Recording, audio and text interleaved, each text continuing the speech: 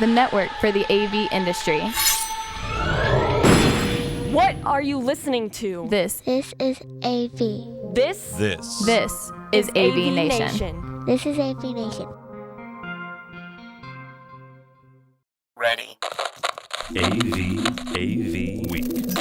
Performing. Scan. Week. Online. This is AVWeek. AVWeek.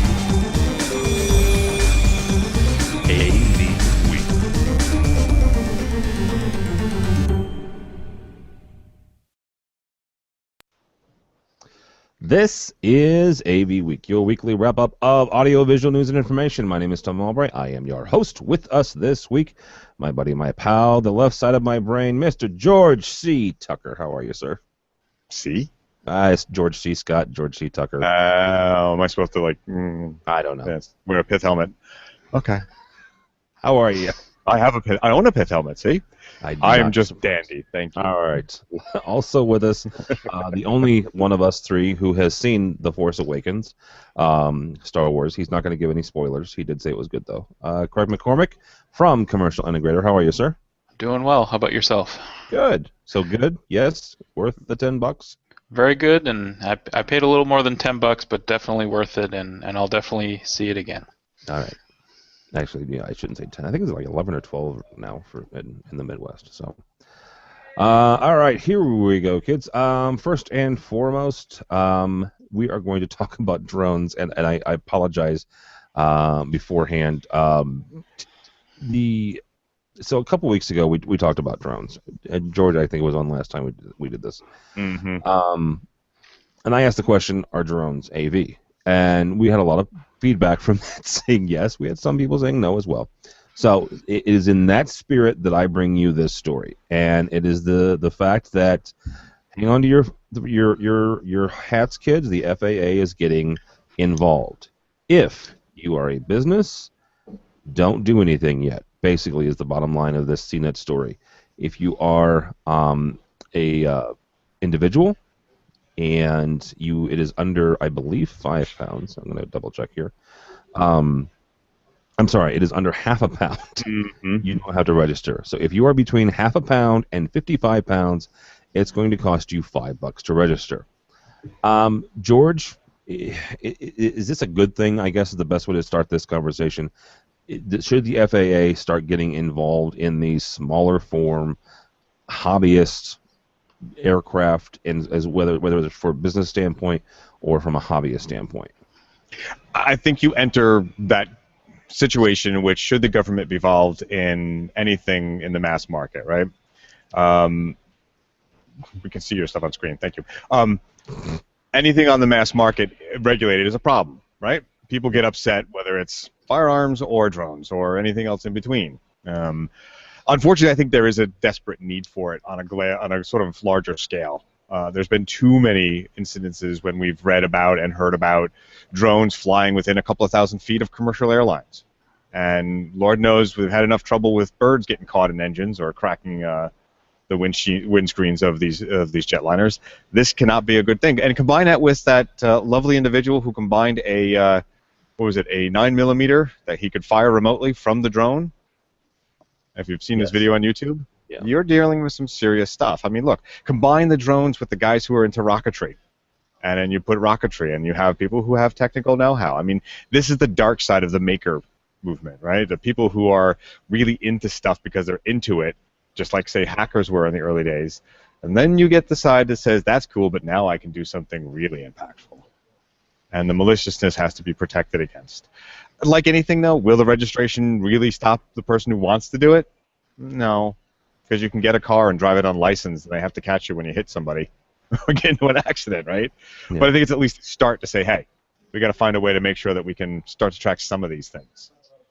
All right, Craig, from the business standpoint, Infocom had a drone section. ISC 2016 will have a drone section. Ostensibly, most likely there will be a drone section at Infocom next year.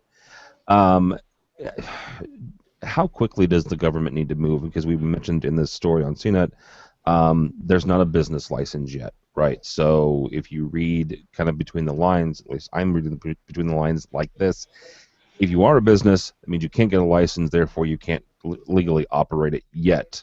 So how quickly does the FAA need to move for integrators to start, operating these things legally?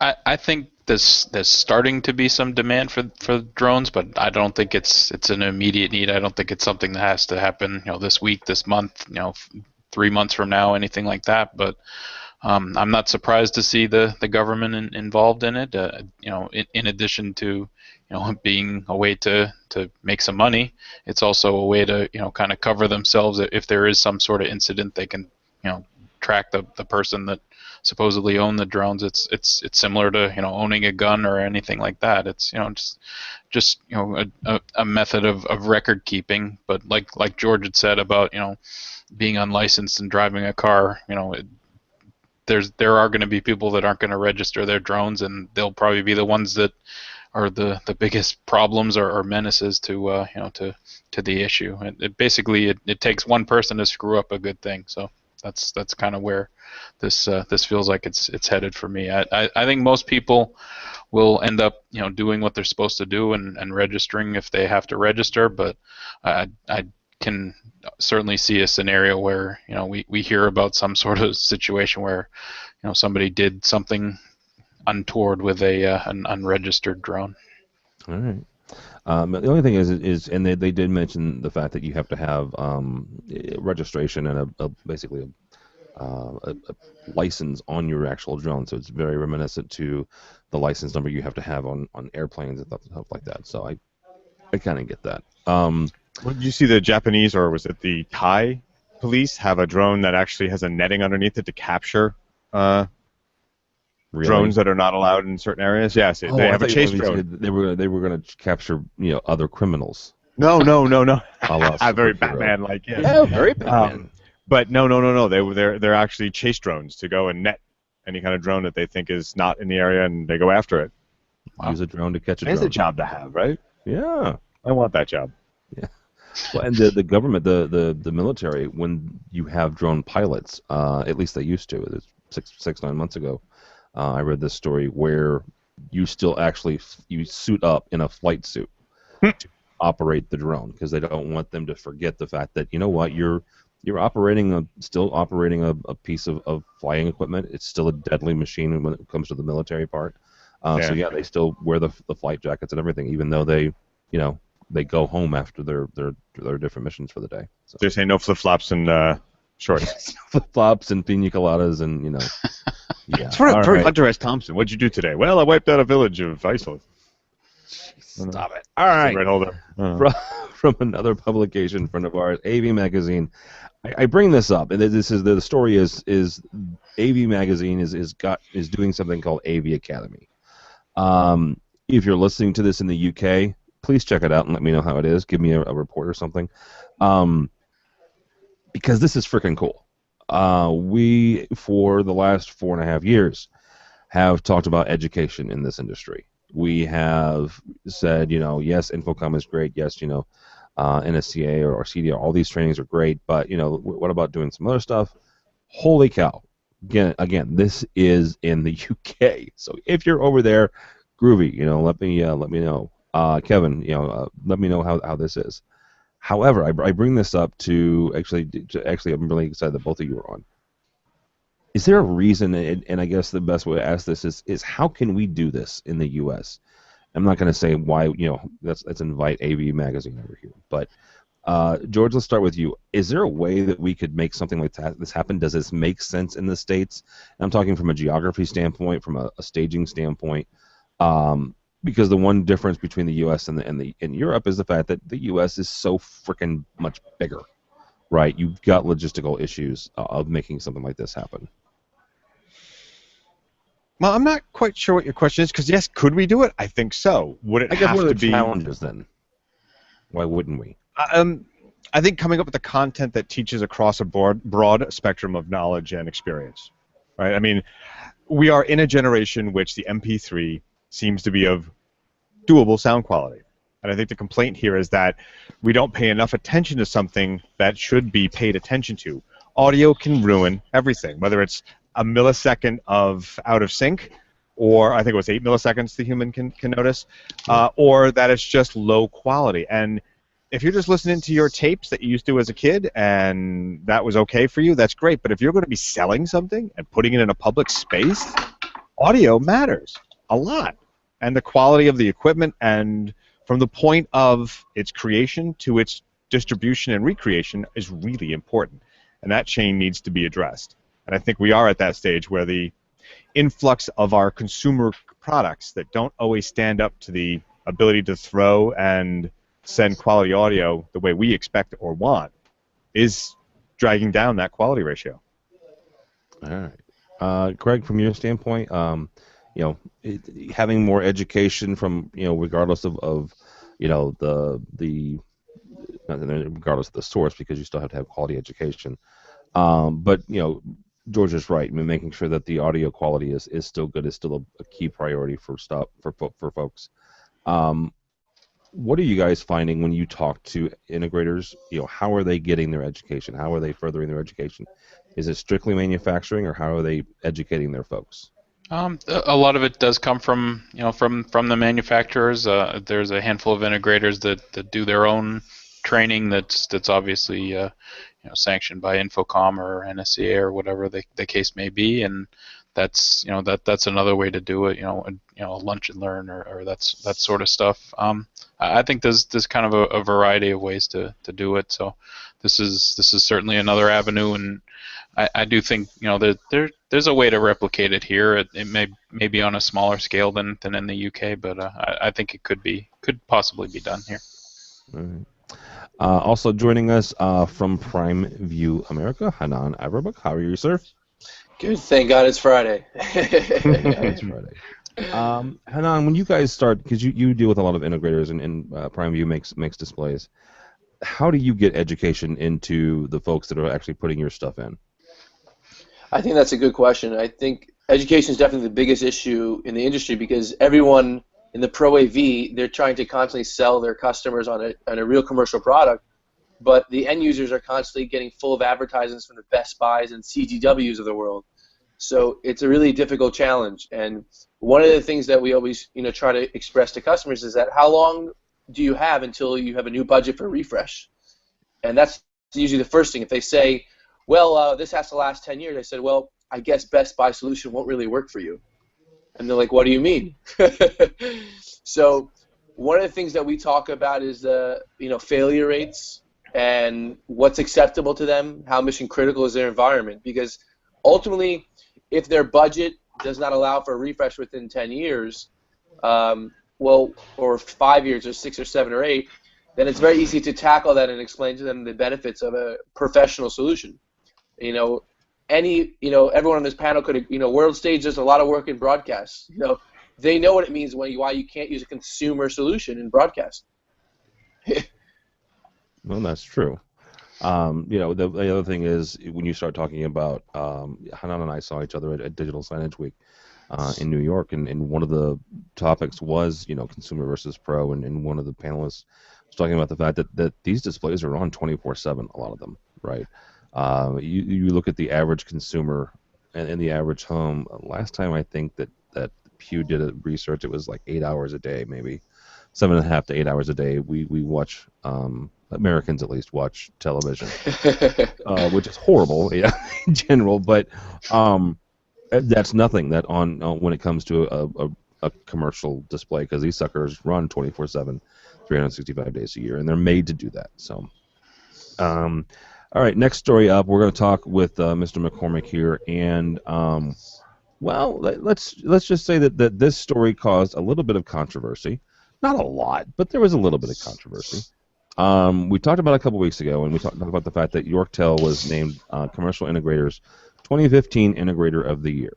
Mm-hmm. So, Craig, first of all, take me through the steps of what it takes to become Integrator of the Year first. Well, it starts with myself and Tom LeBlanc, and we kind of throughout the year we'll talk about companies that we think might make good selections for Integrator of the Year, and I think we've done a pretty good job in picking them over. Yorktel is the fifth for our this is now the end of our fifth year for commercial integrator. We do kind of seek some advice outside, but generally we try to kind of make our selection within the confines of our office. And for the case with Yorktel, we did kind of screening interviews with a handful of other integrators, and kind of talk to them about their strengths and kind of things that they bring in certain areas. And the thing that stood out when it comes to Yorktel is the managed services component. About 50% of their revenue comes from managed services. So certainly they're ahead of the curve compared to a lot of other integrators in terms of that. And that's it's something that a lot of integrators have talked about. We're strong in managed services, but Yorktel is ahead of pretty much everybody, and I guess everybody in the integration business when it comes to that. So that's kind of how we came down to them. Another area that we were kind of focused on this year was content creation, video content creation, and that's something that Yorktel is working on. They're getting a little stronger in that and focusing some on that. Going forward. Certainly they're much stronger in managed services than in content creation, but they do have those two components, and that's kind of how we ended up with them as our integrator of the year. I know I've heard from some people that were kind of wondering about the selection, but for the most part it's been positive in terms of their selection, and I know that they were excited about it as well. So. Well, and like I said, I have no problem with it. I've never done work with Yorktel, but I'm sure they're a good company. Hanan, from your standpoint, from a manufacturer standpoint, how do you help a integrator not just become integrator of the year? We're got Craig on. We're talking about their integrator of the year, but how do you help integrators become successful? Whatever that success means, whether it means landing big contracts, obviously making money year over year. How does the manufacturer help their clients become more successful? Excellent question. I think similar to what we were talking before from why they selected Yorktel because of the massive growth in management services. One of the areas of we've seen growth on our end has been to not from giving away professional services for free, but from actually, mandating a lot of our customers to get these so that when they are on the field, they don't have that ball dropping and say, oh crap, what happened here? Who did this? How did that happen? So one of the things that we're doing is actually a two-pronged approach, which is a little unique from a manufacturer standpoint, and I think we're ahead of the curve to avoid it, and from seeing a real nice case study, is to constantly be offering training for free. And certifications don't always equal training. To a large extent, as we all know, it's a piece of paper. And one of the things that we want to make sure we do is that when someone does get training, they're actually trained not just the integrator, but the subcontractor, because everybody knows integrators are using subcontractors today, and even the local union shop that's involved. We involve all those components at a training level. So we look at it, like I said, as a two-prong approach. One is that we offer them free training, whether that be in our showroom in New York City or via web or on the phone or even FaceTime that we've done many times. But we actually offer from Prime View Manufacturing Professional Services our engineers on site helping the integrator along the way. And whether that be sending somebody from our headquarters in Israel on the R&D side or someone from New York City, and we send them globally to projects in Africa, to projects right now ongoing in Venezuela, Caracas, California, Canada, anywhere in the world. All right, George, Hanan makes a good point of not giving away services, right? A very good friend of mine who works for a software company is always chiding his clients who are also integrators for giving away services, giving away things that are valuable. Whether it's live staging events when you were working for a control company, you dealt with integrators. How do we get out of that cycle? I guess, because there are integrators who do design build, right? And they give away the design. That's part of their added value. But then you have an entirely different segment of the industry with that's what they do. You have consultants. Consultants make money making designs, right? Consultants, that's what they do. So how do we, I guess, how do we get out of this cycle of giving away, to Hanan's point, giving away there's still value there? It's a tough proposition and a tough question. I mean, for some companies, that's your lead-in. We've often spoken of the virus of free. It's a virus. It starts to spread, and it has spread widely. How many of us really pay for our own music anymore? Yeah. You know, I mean, you take with that certain assumptions that you will get and what you won't get. And from the client end, I don't think they always know that they're making that decision to not get something. A vetting of the process, a QCing and a configuration, as it were, let's say from my world, of that system before it leaves. Those are the kind of things that you need to worry about. Now, we do that, and a lot of companies will do that as well, but you need to get paid for what you do, and we need to start to reinstill in our clientele that aspect of it, that people are being paid to do this, and people are doing it not because we want to charge you or bilk you. It's not a consumable that we're just adding on. You know, you didn't use 1,000 rolls of gaff tape. It's somebody works hard to make sure this works right from the get-go. It's a hard one to do. If I'm a small company and there's a competitor and I know that I can give away that design for free but then make that up on the back end with services and managed services, absolutely, I probably would do it. But I know I'd be in a trap. I'm never going to be able to charge for that, at least within that circle of clientele. I mean, it's a tough one. And what Yorktel did was always grow. And I think what they did right was, hey, we're going to be doing this part of it, and maybe this is an add-on feature and you charge very little for it, but you charge something. That way, sort of when you get the wiggle room to charge more because there's more involved, you have it. Think of the Fed. Fed just put the points up, what, 0.25% or something? Yep. 25 points. And they ostensibly did that. Why? So they had some wiggle room in case they needed to bring it down again. What about the guys What about the guys who wanted to refi just right now? Yeah, well, I mean, you know, I mean, there's finance. You take your chances. You know, I mean, the world's going to change in a dime sometimes. But again, the point is charge something. It's one of the arguments I had very quickly with some of my family. Like, you know, I need you to do something. All right, this is more than just looking at your computer, Mom. This is what it costs. You Why would tricked you your do that? mom? That's kind of low. Well, no. Listen to me, though. Okay. It was only $1,000. Wait. This is based on the ethics that my mother taught me. If you're going to do something like that, and it's, say, rewiring part of the house, it's part of the deal. It's like you're going to do it as a business, because then I'm not going to shirk you. I'm not going to make you wait 6 months. So and George, then I'm not charging her thousands of dollars, and I don't. Actually, the truth is I never charged my mother, but I've charged other family members. I've charged family members. If I can, your mother, George.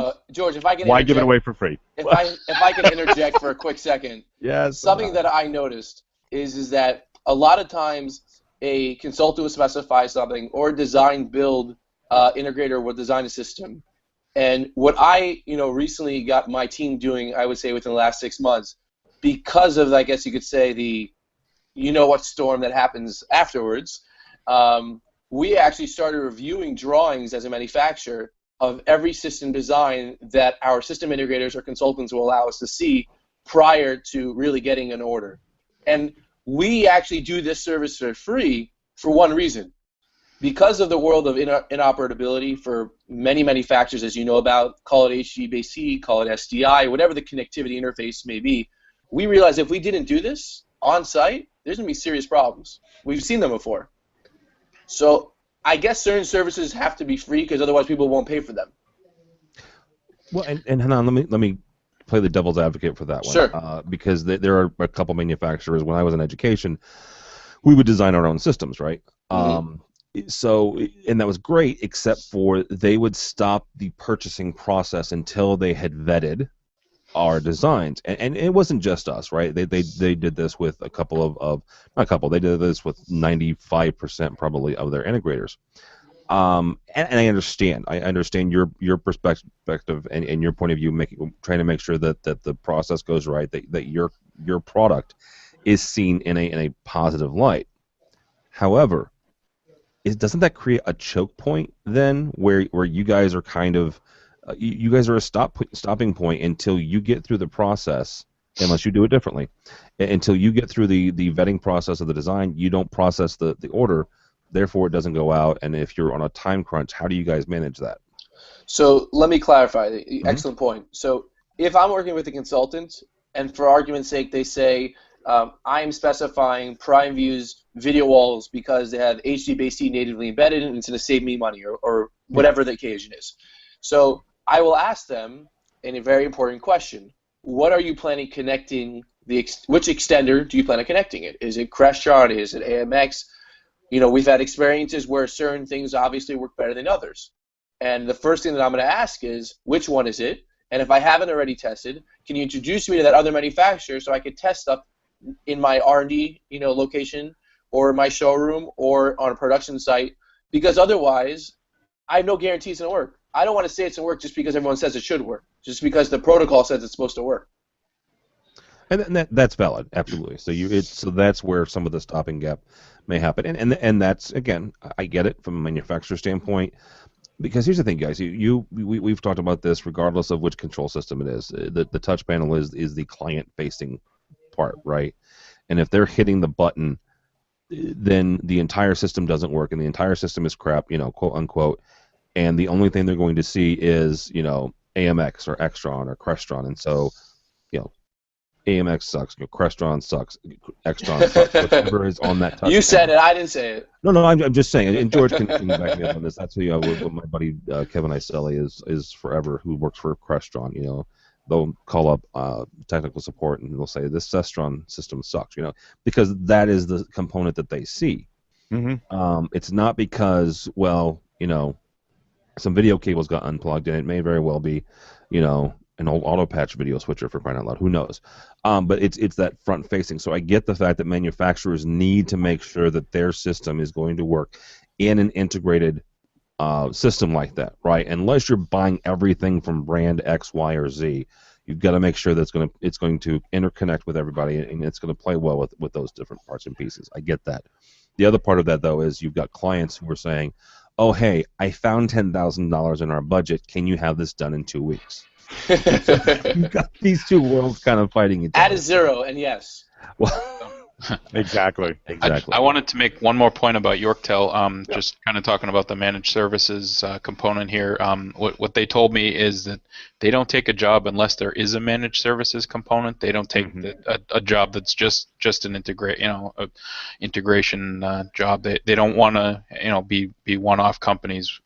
And just have these one-off installations and walk away from the client. They want to stick with these clients and build long-term relationships with them.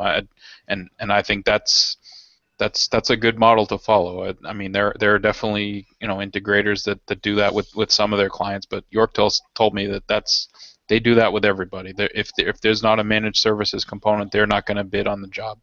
wow. Yeah, it's interesting if I may interject, because that is exactly what many manufacturers have been leading towards, because that is a managed service that is recurring revenue.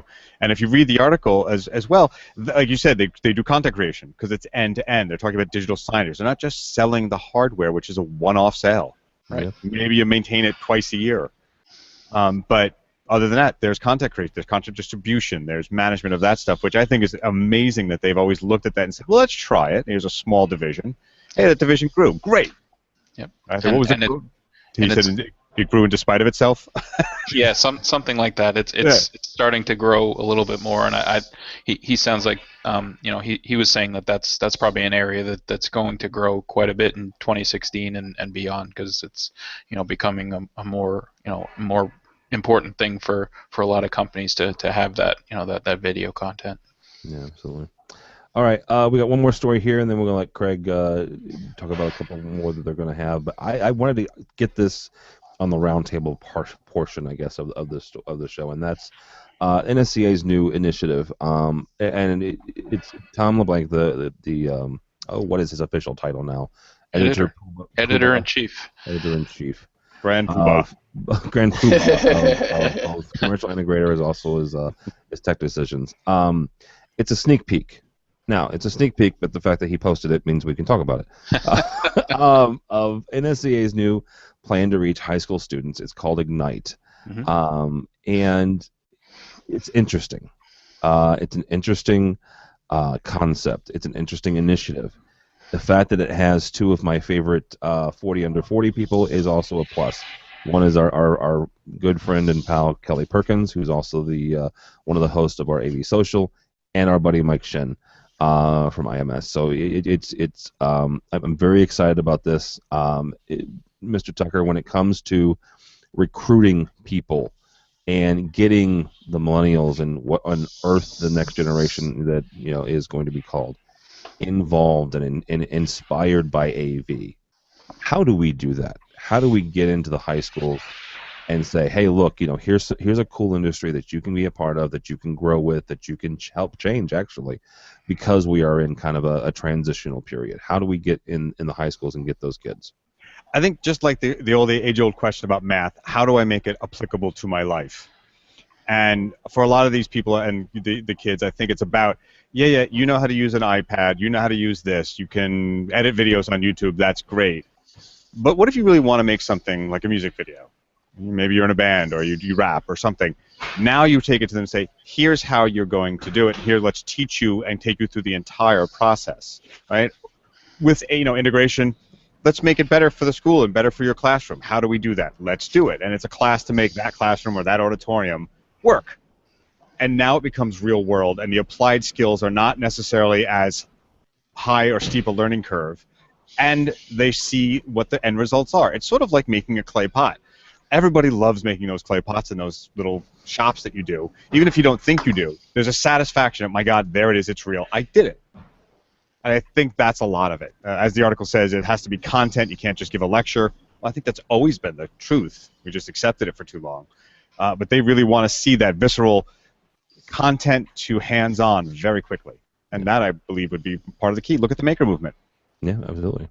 All right, Hanan, from your perspective, both as a manufacturer, as also somebody that lives and works and breathes in New York, plays with a lot of people that you could connect to this industry. How do we get a hold of the young people to get them involved in this industry? When I was being interviewed, I'll never forget, prior to joining PrimeView, I had zero experience in the Pro AV. To be honest with you, I didn't even know what AV stands for at the time. And, my CEO said, after he said, obviously, what are you looking for? What are you interested in PrimeView? I said, I don't really know anything about the tech space. What's so interesting about it? And one of the things my CEO and founder said to me, which at the time is still the case, really, and I think back, is that it's always changing. It's always evolving. And that was exciting personally to me at the age of 27, 28 now when I think back. That's what attracted me, something that is obviously something that's always going to be different, always changing. And when I think back to one of my first real broadcast, rollouts were with actually World Stage, ironically, was ESPN Sports Center. Mm-hmm. And we built out one of the most beautiful studios together in the world, still to date. And, when my friends asked me, what do? I said, do you ever watch TV? And they say, well, yeah, a little bit. I said, you ever watch Sports Center? I said, well, I get involved in projects like that. They're like, whoa, I want to be more involved. What is this? Mm-hmm. And I explained to them, this is what Pro AV is. This is what AV is really doing for the world. This is what commercial integration is doing. Really? That's what they're doing? So I guess that's part of the way I express to millennials about their world, what the industry is, and show how exciting it really could be and how it's always evolving. But long term, I think the way that you really recruit and attract is by offering, just like any other industry, is continual training in the field. And that's how you retain employees. And I think that's also how you attract people to a field and saying, we will train you, not just from a manufacturer's point, but from teaching people how the industry works continuously. Yeah, absolutely. All right, Mr. McCormick, last word on this article. How do we get the kids more involved? Yeah, I think there was a quote in that article from Kelly Perkins about how NSCA realized there was nobody young on the board for. There is that. Yes. Well, and I actually think that's a key part of getting kids interested in it. I think if a 50-year-old if the CEO of a company, an AV company, walks into their classroom, all decked out in his tie and everything, half those kids are going to tune them out. Honestly, to be totally honest, they're not going. I mean, I think it resonates a lot more.